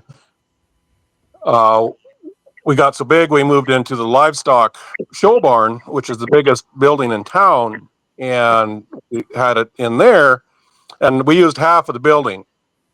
And every time that we moved to a new spot, I'll remember this as long as I live. I would walk into that building and I'm going, wow, there's a lot of room here, and I got to fill this up. Well, that's going to be something, you know. I mean, like, hopefully this, you know, works out. And so then after the first year at the livestock barn, my son died, and so we renamed in his honor, and we ran it under his name until he would have graduated from high school, and then we went back to the Fallon County Wild Game Feed, and every year we've extended that barn, how much of it we use, and now we use the whole thing. Yeah. Well, and I mean, I could fit probably 2,000 people in there. But I know we get over 1,000. We've never counted. I know we get over 1,000. We might bump up, you know, in that 1,200, 1,300 mark at the right time of the night. I don't know. So that's how, you know, we've grown steadily. Some year we're going to reach our cap. I don't know where it's going to be, but eventually we're going to reach our cap. We'll find out when the police chief comes in and tells us when we're reached the cap. And so did I cover the stuff you did? You know, the biggest thing that, you know, I know it's a sensitive issue and everything that you lost your son, and we do a little bit of a scholarship fund for that too. And I don't think you should let that out, that there's a scholarship fund that you do in Baker area for this. And that's a tough thing. I mean, as a parent to continue doing this thing. Yeah. And I commend you doing that. I really do. Yeah, absolutely. I couldn't imagine it as a father of 2 boys. My prayers are with you on that. I know it's been a while, but I know it never goes away. No, it don't. So, you know, I'll do this as long as I can keep doing it. I mean, it's one of the funnest things that you can ever imagine to put on or be part of. It's a good time, Clay. The whole night, I don't care if you're young or you're old, you're involved in games all night long. Well, that's why it takes up so much room. Like you said, you could have 2,000 people, but I know what that takes. I always used to say, I need about double the room for everything we're doing. So but here's the thing, though. A ton of things. It is ranchy because it's in the sale barn. and that's what I like, except for the end of the night, because as an auctioneer, there's a little dust that gets kicked up off all the heads and tails stuff. But it is so fun because it's such a community that comes together. So I'm going to tell you a story, Clay. So 2 years ago, Jake offered the Bowman Wrestling Club to be part of this. Okay. And he guaranteed him an X amount of money. And the Bowman Wrestling Club was like, there is no way. There's no way. Right? And one of the neighbors right next to me here, his kids are pretty handy at wrestling. Yep. So we walk in there, Jesse and I walk in, we're going up and down, and we're buying tickets to everything because love it all, right? I mean, we're buying tickets.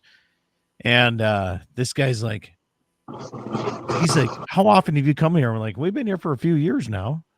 And he's like, but people are just pulling out hundreds. We've never seen this in my life. Like, they have stacks of hundreds to every game that we're doing. I'm like, that's what this is. He's like, I can't. After we got done with it, and Jake, I think you guaranteed the Bowman Wrestling Club like $25,000 the first year and $25,000 the next year coming back.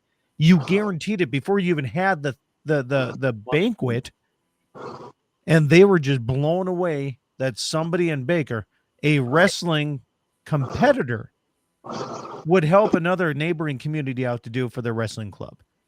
Yeah, that's how cool this is, Clay. So, I mean, you don't have to say it, but about estimate, what do you usually raise? That's what I would call the net after all expenses. 2 to 3 million. I wish. Just on the auction. Just on the auction. Well, you know, every year is different because I buy all the guns, and then we try businesses to sponsor those guns. Absolutely. And our goal is to have all the guns sponsored going into the event. And it just depends on the year how much of that happens. Right. So whatever doesn't get sponsored, then obviously we got it covered. Absolutely. So it kind of varies how much we make. I can't give you an honest answer. We gross I can't be honest. I'm not the treasurer either, but I'm pretty sure we're over a quarter of a million. Wow, that is a big event. And we might even push 300. I don't know. And the reason I ask that is because it shows how much you can actually help. I mean, you know what I'm saying? You raise that kind of dollars, you can do some things. And the thing with the entities, and it depends on the size of the entity because they're our workforce. So if you got an entity that's only got 6 or 8 people, but they need some money, we cap an entity at $25,000. That's the most you can get in 1 year at this point in time. Yeah. But if you're a small entity, you don't, and some entities don't need that much money, then they'll come in for a quarter share, or third share, half share, or whatever, right. And try to accommodate what they need. And then if you get to the bigger entities like the wrestling club, for example, or a fire department, for example, and they're trying to raise enough money to be able to get a grant, then we try to get them that, not in 1 year, but in a couple of years' time, enough money to hit that threshold so they can get what they need. Well, it's nothing to spend $100,000 on a new truck. I mean, I know that. You can buy that without even fire equipment on it right now. Yeah. Right. So, and we try to help youth organizations. Wrestling clubs are just one. There's baseball and there's wrestling. Yeah. There's all kinds of them. And, and I get approached by, I've got a list of people, wanting to get on and get in the door. And that's got to go in front of our committee. And then they vote on it, whether they get in or not. And I used to be, the president, et cetera, and I've stepped back from that. I'm just a member now. So, which I did that on my own choice. That's a tough thing, though, Jake. I mean, to be the president and then you're part of the community and you're trying to make those dollar figures work out. I can see stepping back because it's time for somebody else to make those decisions. Because when you're a pillar of the community and you're trying to do everything, there's always going to be people that are happy and there's going to be people that are mad. Well, the thing that with me is, obviously at some point in time, I'm going to kick the bucket. I've had 3 major heart attacks. At some point in time, I'm going to tip over. We all are. And I want as many people doing as many different things as this event goes so they know what to do. So if I do go, they can keep doing it. Right. You want it to continue. And that's how you do that. You got to have a bench, essentially. You're right. And if I'm in charge forever, then nobody's going to learn how to do it. Right. Yep. So I just decided I needed to step back for multiple reasons. That was obviously the main one, but you get too many irons in the fire and you're burning the candle at both ends, and pretty soon you just got to say, I gotta cut back somewhere. Everyone reaches that point. Trust me, you can do too much. I'm the one that goes and buys all the guns. I've taken, my daughter's part of the committee, and I've taken her, and I've taken other guys with me to auctions. Trying to get them to, so they know the feel of what the hell they're doing. Right. I didn't know shit about guns. I mean, I knew guns, but I didn't know shit about guns like I do now. I mean, I can walk into a gun show, I can walk into an auction, and I can basically tell you just about what the hell everything is worth. Yeah. Well, that's just through repetition, and you do your homework, and it's right. When it comes to guns, we all didn't know something at one time. Running serial numbers, finding out when they're made, where they're made, all that stuff, and I do that on every gun that I get. And just for the simple fact is, some of them are jewels. Right. So you find that little diamond in the rough. You just never know where you're going to find it. Right. I've got a couple this year. I've got a Marlin in a 30-30 model 36. And the 30-30 round come out, I believe, in 1885. 85 or 86, I can't remember. And the this Marlin 36 was made in that year. And it looks brand new. Like you could take it off a shelf and think it was a brand new gun. Like I said, where do you find this stuff, Jake? Where do you find a gun that's like that rare? I got that gun at that wolf auction in Bismarck. Oh yeah, they just had that, didn't they? No, this one was last winter. I go in the wintertime when the blizzard hits, and then they don't get no people to show up, and I go in there. So Gene Cox, he says 6.5 Remington or a 350 Remington Magnum. Those are rare. And Gene would know too. I've had 2 of them. Yep. Has Gene come to this? Seems like one time Gene. No, we're trying to get his ass over here, but he's the mayor of Mobridge, and he's got to be around for like political stuff. Mayor of Mobridge, he's walked into my meat shop before. I'm saying he's an inspector. We'll get him. This is the year that Jamie and Gene and all these guys need to get over here. Actually, I'll make you a deal here. If Gene wants to drive to my place and hop in with me, we'll come over. But we're staying for the long haul, Gene. I'm probably staying overnight. Well, you better stay overnight. Well, we do have, just so it's out there, we do have a bar there that night as well. So, I mean, we're staying overnight. there are refreshments in case you get thirsty. Pull my camper up and set it up in Baker. We'll just all stay there, huh? You can set it up outside the door. Sleeping in a damn camper. Gene says, I'll be there. There we go. All right, Gene's in. We just need Jamie and we need Clay. We got 33% of you guys. I'll put it this way. I'm planning to go, Scott. I've been wanting to do this. It's a good time, I'll tell you this. And I know it's North Dakota deer opener. I get that. I really do. But it's at night, and you don't have to worry about it. Every year I try to do a theme of some kind. Like last year was Winchester Model 70 Pre-64s. I had a boatload of them. This year it's buffalo calibers. Yes. And I've got Jewels of the Nile. Really? You have Teddy Roosevelt's buffalo gun? No, I don't. But I have some bell ringers. Nice. DJ says I'm in Watford City that weekend, only 117 miles. DJ, I tell you what, let's do this. I'm planning to go. We might as well all meet up over there and have fun. Well, Doug can come to my place and jump in with me. Yeah, no problem. Yeah, we're good with that. And you know DJ, he used to be in Rapid City, so with the Friends of NRA event. See, now we're getting all our old crew back together. The Spenders. We did have fun too, didn't we? We had a great time, yeah. So, all right. Well, like I said, I don't know what. I think you kind of explained it good. Sounds like it's a great. Where is it taking place again? The livestock barn? Is it at the Fallon County Fairgrounds? It's on the south end of town. Baker, Montana. Barn, yeah. Barn, big red, white, and barn on your way to Ekalaki. On your left, you can't miss it. It's where all the outfits are. Okay, so it's easy to find. It's a good time. Yeah. Yep. So set your calendar, guys. November 9th. And if we need to get a hold of, if they want to call you, where do we do that? You can just walk in. That's what's nice about it. Don't need to contact ahead of time. No, you don't have to have tickets or nothing. Okay. DJ, you asked what time it starts. I believe you said 4:00, right? Yes. It's free to get in. There's no tickets. You don't have to reserve tables. Nothing like that. The only thing you got to reserve is drinks for the auctioneer. Right, and the food is a free will donation. Gotcha. All right. So, I imagine I'm going to have to come over this year, Scott. Well, you just said it, so you're coming.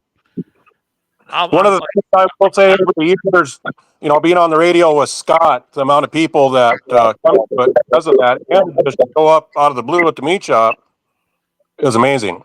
You don't realize how many people are actually listening to you until you're in my shoes. And then I was cooking in Bowman at the car show, and a guy walked up to me at the car show and he goes, "Great."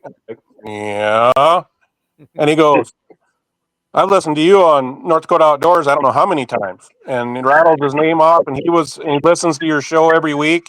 And he's from up by Grand Forks. Oh, wow. Yeah. And he on the radio talked about the food that we were putting out of the truck. And he come down to the car show to have the food. So you were at the car show, though. I see. I missed that day. Yep. You know what, Clay? Here's the thing. There's a lot of shows that compete against each other. We're trying to help each other build each other up, right? That's what we do. And there's nothing wrong with that because more people need to do that in outdoor and the agricultural industry instead of tear each other down all the time. Absolutely. So 4 o'clock, it goes until whenever you want to stay. But I highly recommend you get there. We're usually done by 11, depending on how much stuff we have. Sometimes, like my wife just said, there's a lot of us. So like people that are putting us on the committee and myself, we don't drink till after the event's over, and we might be there till 7 in the morning. Oh yeah, we've been down that road. Around 11 o'clock, roughly around 11. So Gene, he says, I stopped by your shop. I like to try local market foods. So Gene Cox stopped over there. He stopped in. Absolutely. Yep. There's been quite a few that have stopped. There was a guy that stopped in not very long ago and wanted some hot dogs, and I'm like, I don't have any. But here, try this instead. It's just as good, and so. I used to do that when I was traveling too. I'd always stop at the butcher shops and try their sticks or their jerky or the sausage. Right. Did that, but I never went over to Montana. A lot of friendship that way, and I've hauled meat all over the United States, and some of these guys, I'll wheel in and I'll have a couple beef in coolers, cut and wrapped, and I'll wheel in and I'll say, hey, can I throw these in your freezer for the night? And they'll go, hell yeah, but we got to go to the bar after. And I'm like, oh. Twist my arm, right? 4 o'clock in the morning, you're falling into a motel bed, and got to be up in 4 hours. You'll have that. You'll have that. So, all right. Well, I appreciate you coming on here. Again, guys, November 9th, 4 o'clock, doors open, Fallon County Fairgrounds. You don't want to miss this. And it's a great program, great cause, and they do help out a lot of organizations, it sounds like. So I appreciate you coming on, Jake. Thanks for having me. I appreciate it. And, it's, you need to come to it. Once you come to it, then I believe you'll come again. Imagine I'll walk out there with a lighter wallet when I'm done, huh? I don't want 14 guns. I know. I can't say no. I got to play them games. You know how that goes. Yeah. If you don't know. Clay, you should take a break really quick and we'll come back and finish this. Oh, okay. I was going to finish the show, but that's okay. No, we need to take a break. Oh, okay. All right, we'll take a break. I'll let the pro take care of this. There you go. We'll take a quick break, everybody. We'll come back.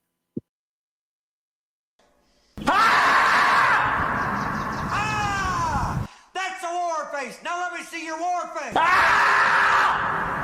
You don't scare me. Lauer Auto Repair, located at 309 South Washington Street in Bismarck, North Dakota. Give them a call at 701-258-6308. The team of mechanics at Lauer Auto can take care of any problem your vehicle is having. And when you do business with Lauer, you can be assured you're doing business with a pro Second Amendment America First repair shop. There are plenty of other auto repair shops in the Bismarck-Mandan area. But why take a chance at patronizing a shop that might not have your beliefs at heart? Make no mistake. Lauer Auto is your pro Second Amendment repair shop. When you talk to the guys at Lauer Auto, don't forget to tell them that you heard they are a sponsor of Guns and the 701 and that you appreciate their support of our pro Second Amendment, pro North Dakota live stream and podcast. That's Lauer Auto Repair, 701-258-6308. 701-258-6308. Located 309 South Washington Street in Bismarck, North Dakota.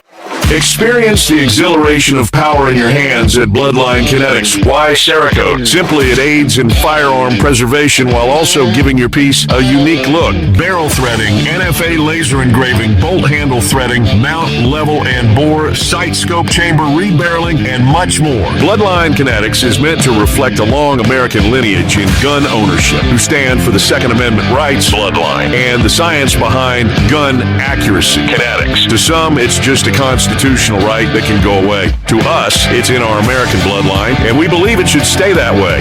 Here at Bloodline Kinetics, we understand that hunters, sportsmen, women, and gun owners should have a quality firearm. Stop and see us at 2008 Morrison Avenue 2 in Bismarck, North Dakota, 58504, Monday through Friday, 8 a.m. to 5 p.m. Call 701-390-7997. Visit our website, bloodlinekinetics.com.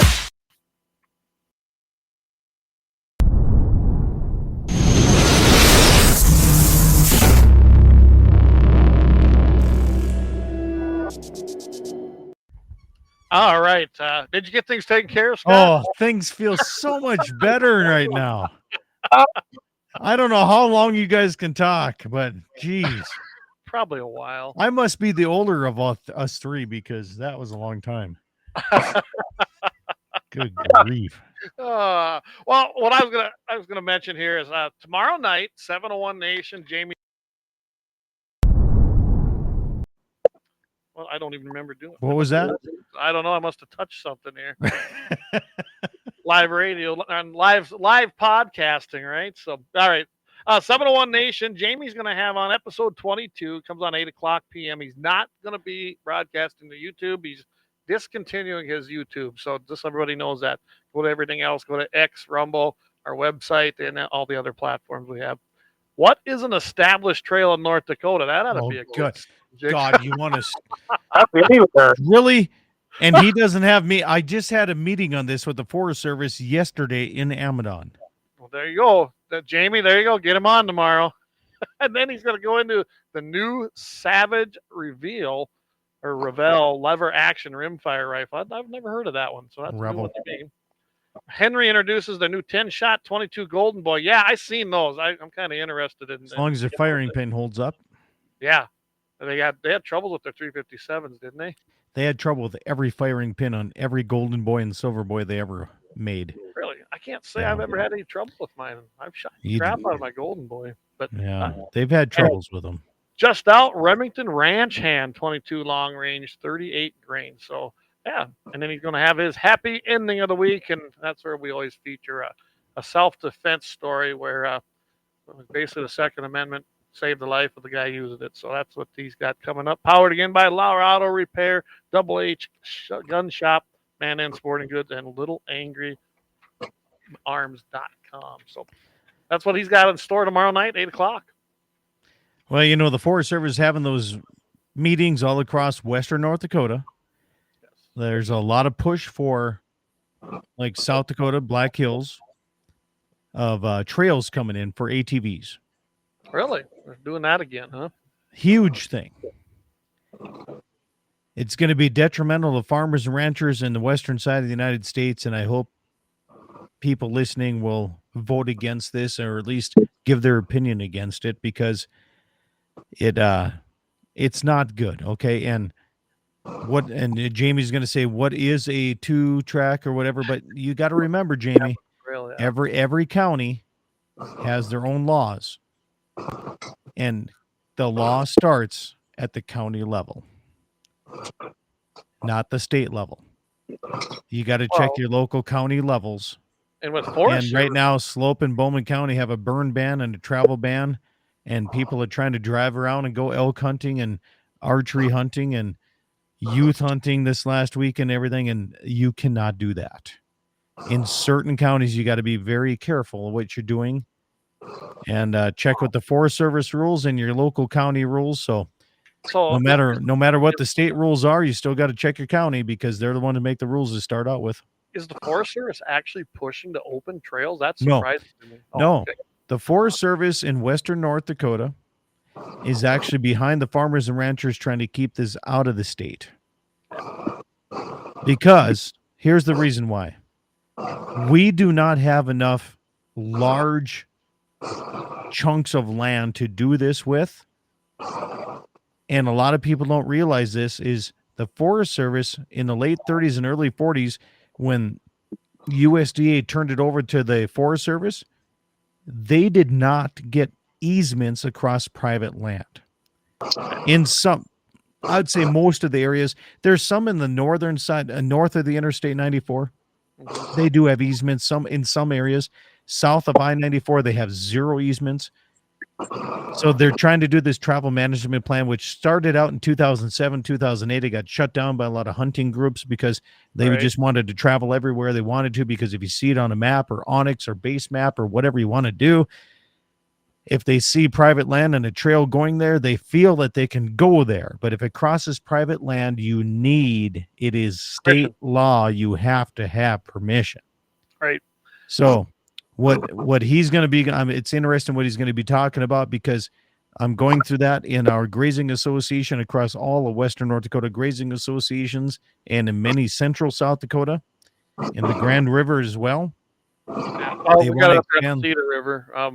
And they've got signs up, well, they used to say wheeled motorized access only, and you had to stay to the established trail. But again, I know, but here's the problem, Clay, is established trail, when somebody has a side-by-side and they want to go over the canyon and look over, after 2 or 3 trips, it's an established trail, which it is not. So nobody's ever defined what is an established trail.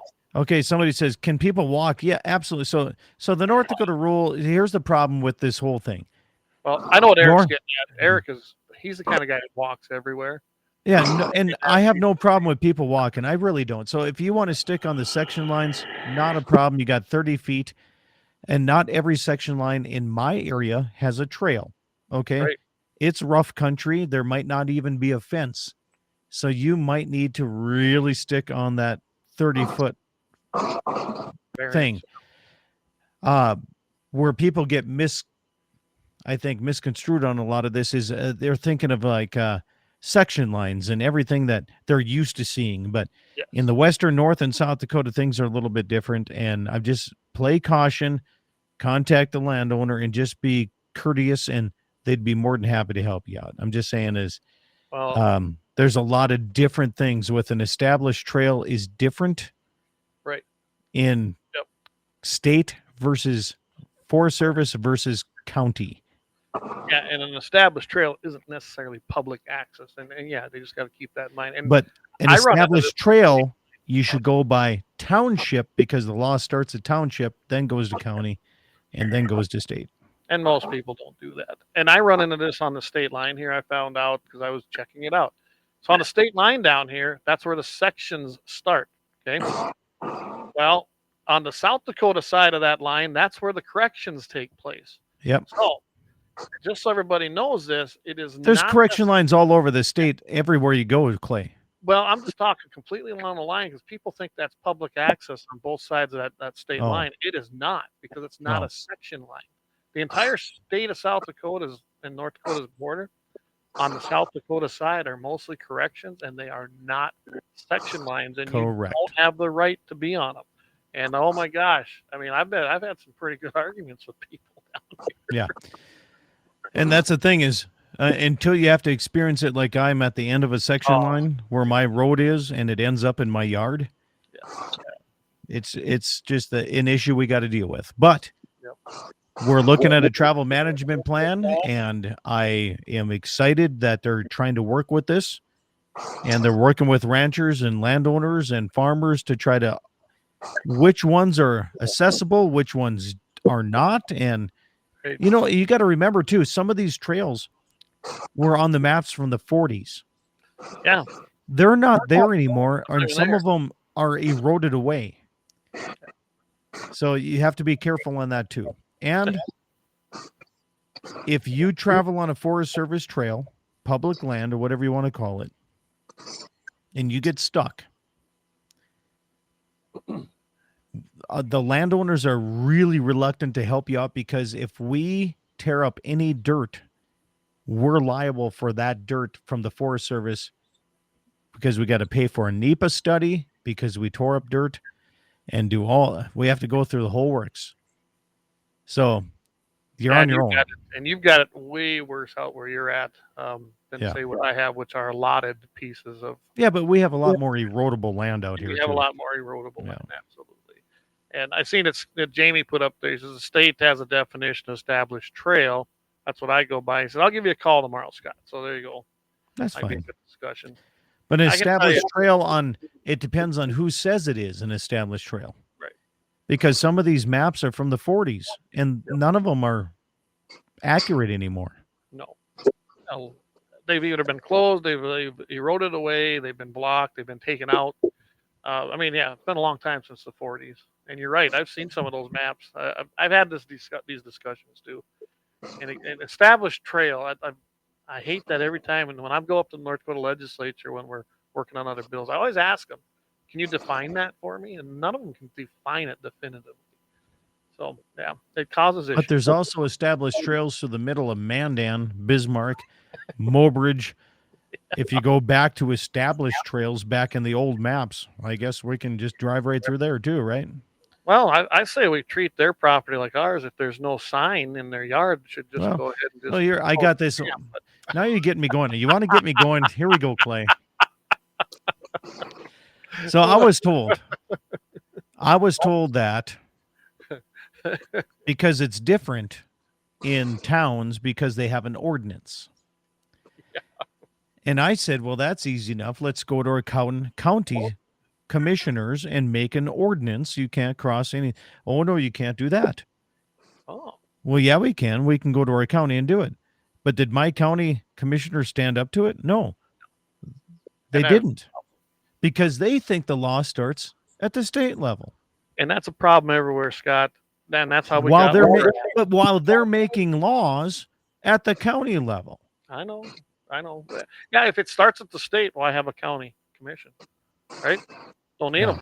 Just use whatever the state says. And that's where we're at. That's the problem. And then we could go down this all night, that rabbit hole about succession and where does it start, where does it end, and who enforces. Yeah. We don't all have like Jamie texted me, he says, there's a century code on this.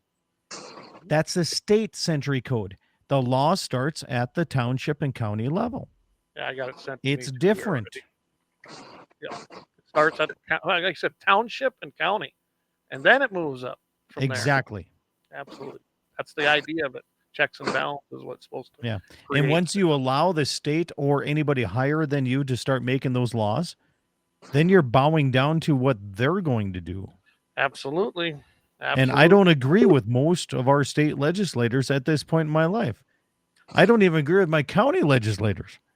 I only got 3 in Sioux County, and trust me, they're no. I only got 3, but I'll go to fight with them every day of my life. I'll go talk to them. I got to get ours to show up to a meeting first. Don't even get me started on that. on Sioux County. But yeah. So Dead Wolf, Resistance 13. So how y'all doing tonight? He said, French and time. That is where we are at. Okay. Doesn't he listen to your show once in a while? Absolutely does. Yeah, I thought so. I thought I saw that on there before. Yeah. So thanks for joining us and tuning in. So, by the way, I got one more thing. I'm going to grind my gears here, Clay, because I can't say this on my show. Okay? I can't say it on my show. Go for it. So we've had, within 8 days, about 16 black bear sightings. Up in your area? Within 100 miles of my ranch. Wow. And everybody's saying, oh, it's a bear passing through. No, not within 8 days, within 100 miles. I'm sorry. Not going to happen.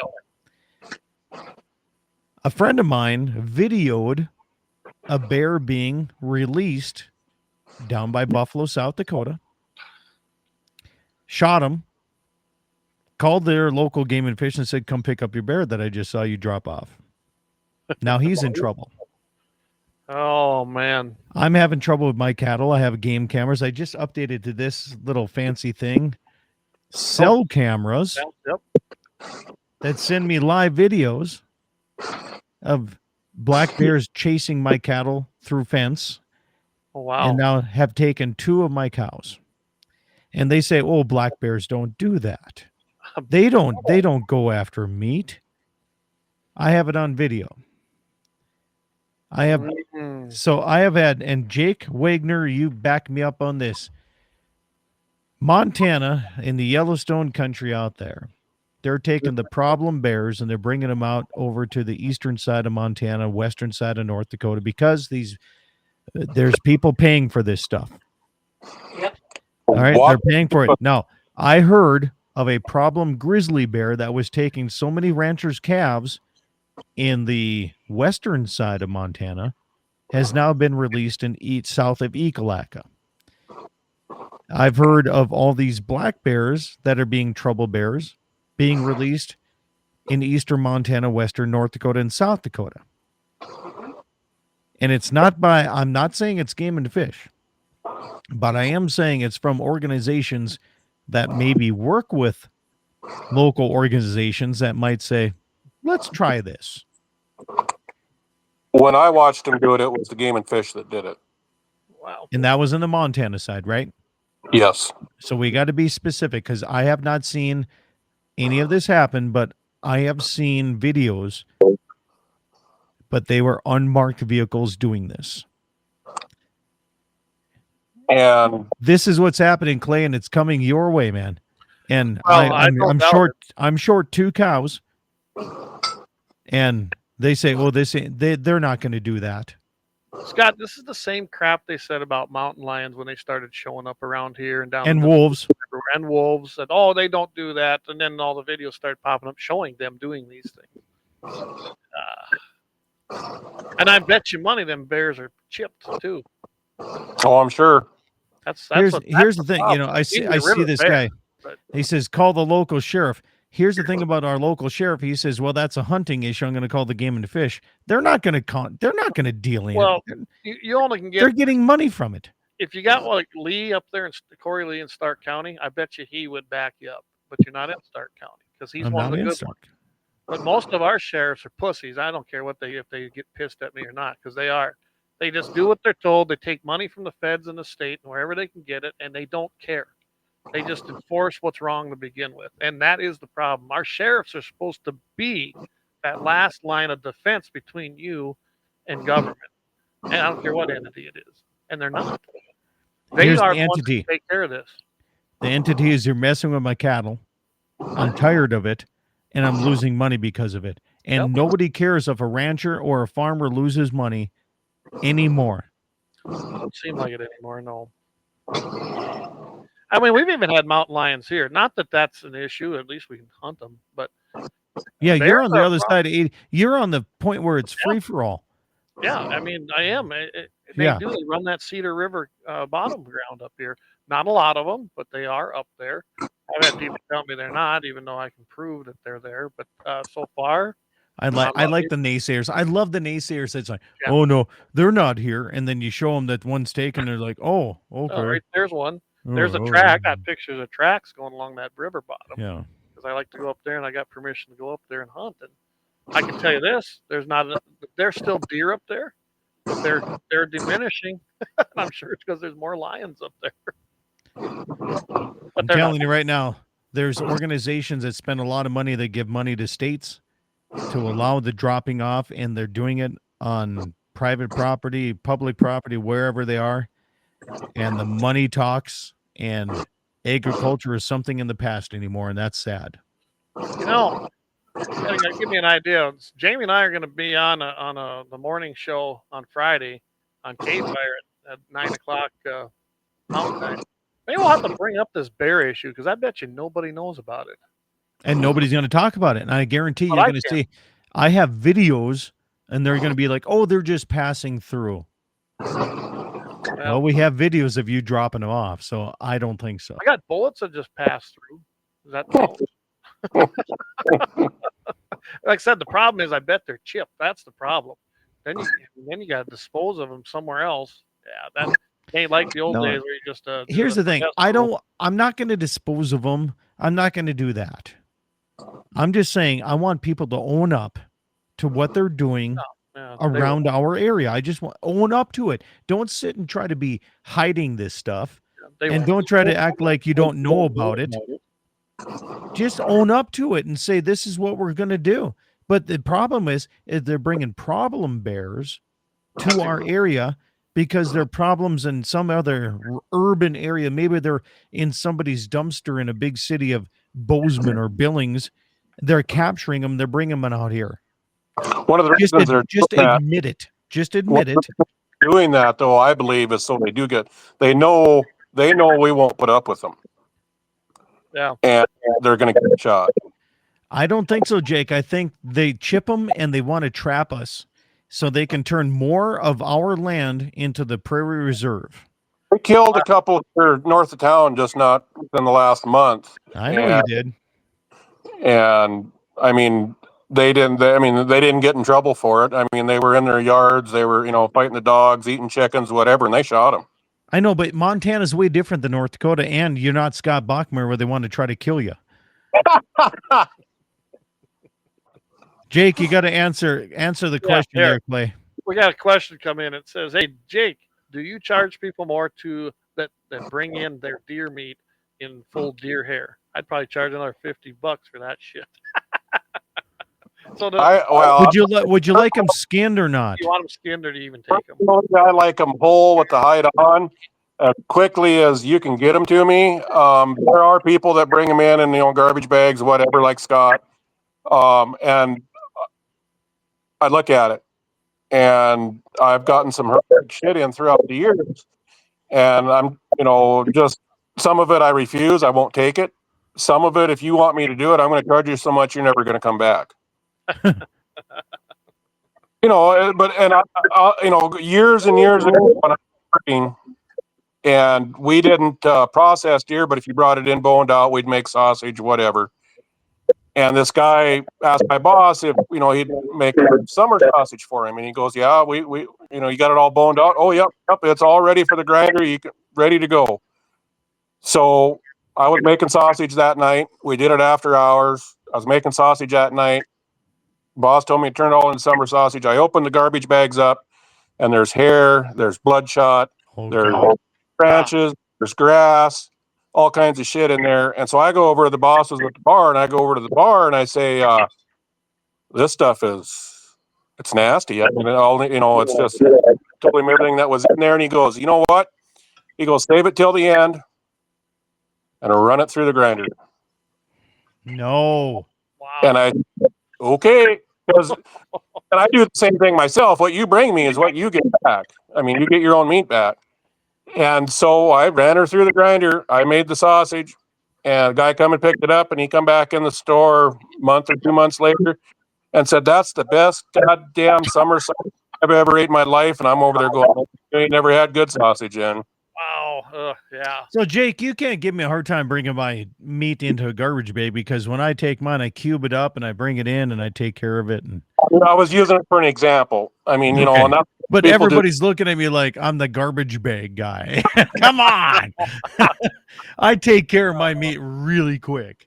Everybody does it different. I was gone moose hunting, and my guy had a bull-killed elk.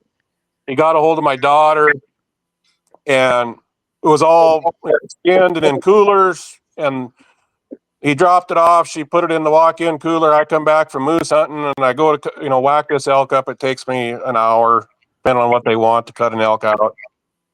I open the coolers up, and the only thing I can think of is wherever they shot this elk, they took him apart right there, skinned him the whole 9 yards, and then they tied ropes to the legs, I think, and drug him behind him, and they went through it. And that elk was covered in pine needles and soot, rocks, and it took me all day to do a raghorn bull. And I, chewed my kid's ass out. I said, when people bring stuff in here, you've got to look at it. Because I just wasted all damn day. And I think back in those days, I think I was charging like $200, $250 for an elk. I just wasted my whole day on one elk. Wow. That's horrible.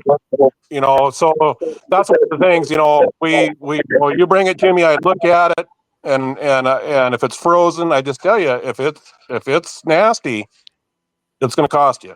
Yep. If you're wasting my time.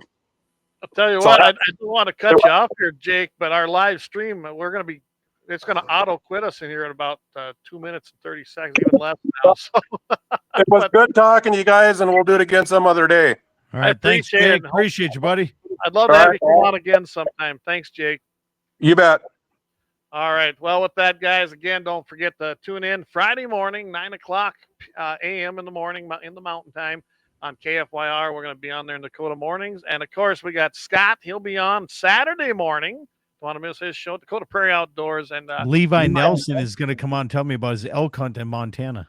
Awesome. So Levi Nelson, elk hunting, going to be a great show. And, of course, Jamie tomorrow night, 8 o'clock p.m. Central Time on all our platforms of 701 Nation. Hey, everybody. Thanks for tuning in. We had good numbers tonight. And we'll see everybody here next week, Wednesday, at the same time. Thanks again, everybody. Keep your powder dry. Have a great weekend.